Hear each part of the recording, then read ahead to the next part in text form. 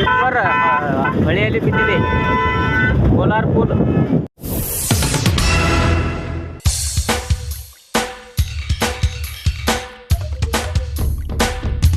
Bridge ಮೇಲಿಂದ tipper jump at ಕೋಲ್ಹಾರ. Fish ಐಲೆಂಡ್ನಲ್ಲಿ ನಡೆದ ಘಟನೆ.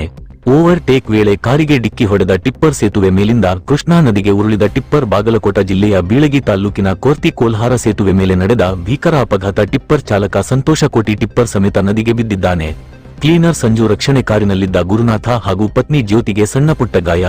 ಸ್ಥಳಕ್ಕೆ ಅಗ್ನಿಶಾಮಕ ದಳ ಹಾಗೂ ಪೊಲೀಸ್ ಸಿಬ್ಬಂದಿ ಭೇಟಿ. ಮುಂದುವರೆದ ರಕ್ಷಣಾ ಕಾರ್ಯಾಚರಣೆ. ಎಲ್ಲರೂ ಮಾತಾಡ್ಕೋತ ಅಂದ್ರೆ ಹಂಗೆ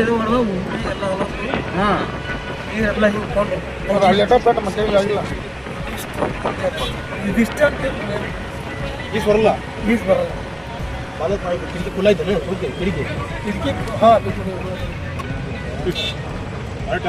ಮಗಲ್ ಅಕ್ಕಿ ಪಡಿ ಡ್ರೈವರ್ ಅದನ್ರಿ ಒಳಗೆ ಮಾಲಕ್ ಗಂಡ